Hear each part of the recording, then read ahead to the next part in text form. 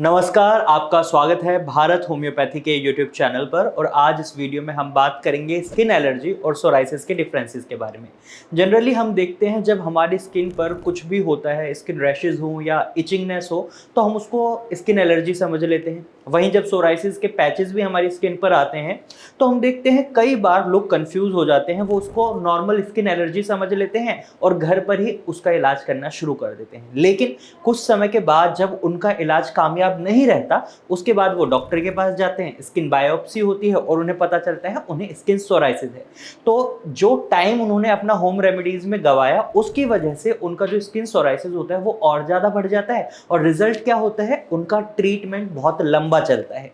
तो ऐसे में अगर आप पहले ही समझ जाएं स्किन सोराइसिस और स्किन एलर्जी के डिफरेंसेस को, तो हो सकता है आप अपने सोराइसिस को जल्दी ठीक कर लें। और इसी वजह से आज हम ये वीडियो आपके लिए लेकर आए हैं। अगर आप भी इस बात को लेकर कंफ्यूज हैं तो इस वीडियो को एंड तक जरूर देखें ताकि आप भी इस इंफॉर्मेशन का फायदा उठा सकें। तो सबसे पहले हम बात करते हैं स्किन एलर्जी की।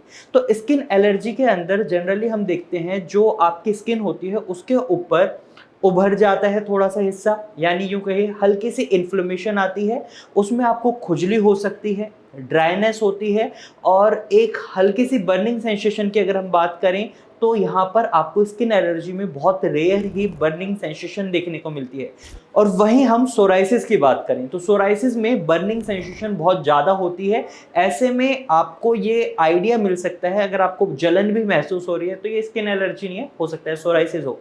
वहीं नंबर 2, जब आपकी अपीयरेंस की बात करें हम स्किन सोराइसिस की और आपकी स्किन एलर्जी की, तो बहुत डिफरेंट होती है। जैसे कि आपकी स्किन पर हल्के से पैचेस जो होते हैं वो आपको सोराइसिस में दिखेंगे, हल्के से स्किन उभरी होगी, उस पर आपको सिल्वरी कलर की लेयर दिखेगी जो हल्के हल्के से फ्लैंक्स उसके झड़ रहे होंगे, बहुत ज़्यादा ड्राइनेस होगी, वहाँ आपको खुजली भी महसूस हो रही होगी, बर्निंग सेंसेशन भी महसूस हो रही होगी और ड्राइनेस बहुत ज़्यादा होती है। इसीलिए सोराइसिस के पेशेंट को मॉइस्चराइजर लगाने के लिए कहा जाता है।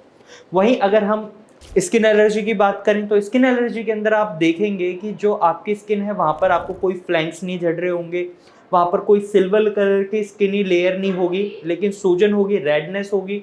वहाँ पर सोराइसिस में आपको रेडनेस मिलेगी जब आप फ्लैंक्स को हटाएंगे, यहाँ पर आपको फ्लैंक्स हटाने नहीं पड़ रहे, यहाँ पर आपको रेडनेस दिखाई दे रही है और यहाँ आपको बर्निंग सेंसेशन नहीं हो रही। तो ये आप अपीयरेंस से आइडिया लगा सकते हैं स्किन सोराइसिस और स्किन एलर्जी का। वहीं नंबर 2, सोराइसिस एक ऑटो इम्यून डिसऑर्डर है, यानी यहाँ आपका इम्यून सिस्टम हाइपर एक्टिव होकर आपकी स्किन सेल्स को डैमेज पहुंचा रहा है, जिसकी वजह से आपका स्किन सेल टर्नओवर टाइम कम हो रहा है। एक हेल्दी पर्सन की अगर हम बात करें जिसकी स्किन नॉर्मल है, तो वहाँ पर आपका स्किन सेल टर्नओवर टाइम कम से कम 45 दिन होता है। वहीं अगर हम सोराइसिस में बात करें तो आपका स्किन सेल टर्नओवर टाइम कम हो जाता है, जो लगभग एक हेल्दी पर्सन की हम बात करें तो वो 45 दिन लेती है आपकी स्किन अपने को बदलने में। लेकिन सोराइसिस में क्या होता है कि आपकी स्किन सेल्स जो होती हैं वो डैमेज हो रही होती हैं, जो डेड स्किन सेल्स होते हैं वो आपकी स्किन पर आकर ऊपर उभरने लग जाते हैं, जिससे आपको वहाँ पर सूजन दिखती है, इन्फ्लेमेशन दिखती है और जो फ्लैंक्स हैं वो उस तरीके से झड़ रहे होते हैं। वहीं आपकी स्किन एलर्जी में आपके इम्यून सिस्टम का एज सच कोई रोल नहीं होता। वहाँ आपको एलर्जेंस की वजह से एलर्जी हो सकती है या फिर आपके खाने की वजह से हो सकती है।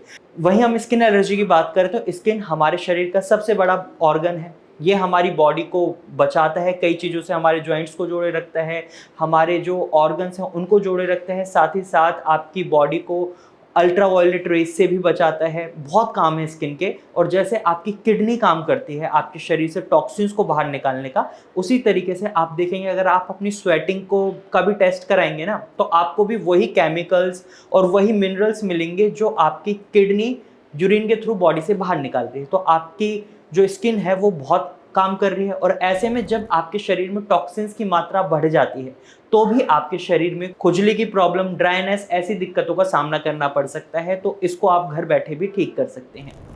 वहीं स्किन एलर्जी एक दूसरे से फैल सकती है कुछ केसेस में, जैसे अगर आप किसी का टॉवल यूज़ कर रहे हैं, कॉम्ब यूज़ कर रहे हैं, कपड़े यूज़ कर रहे हैं, तो ये एक दूसरे से फैल सकते हैं। लेकिन अगर हम सोराइसिस की बात करें तो सोराइसिस नॉन कॉन्टागियस डिजीज़ है, यानी अगर आप सोराइसिस वाले व्यक्ति के साथ खाना खाते हैं, घूमते हैं, गेम खेलते हैं या फिर उनके कपड़े भी पहन लेते हैं, तो ये आप में ट्रांसमिटेड नहीं हो सकती, क्योंकि ये नॉन कंटाजियस डिजीज़ है, ये एक दूसरे से नहीं फैलती।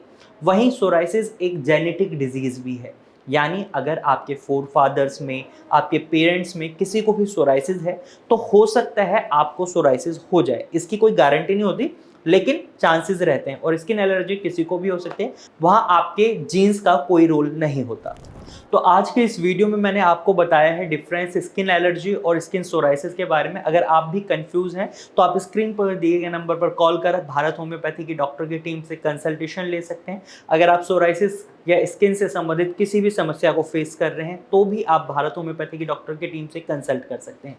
आज की वीडियो में सिर्फ इतना ही। अगर आपको ये जानकारी अच्छी लगी है तो इसे लाइक करें और साथ ही साथ इसको शेयर करना ना भूलें। और अगर आप ऐसे ही इंफॉर्मेटिव वीडियोस और देखना चाहते हैं तो आप हमारे चैनल को अभी सब्सक्राइब भी कर सकते हैं। Thank you for watching.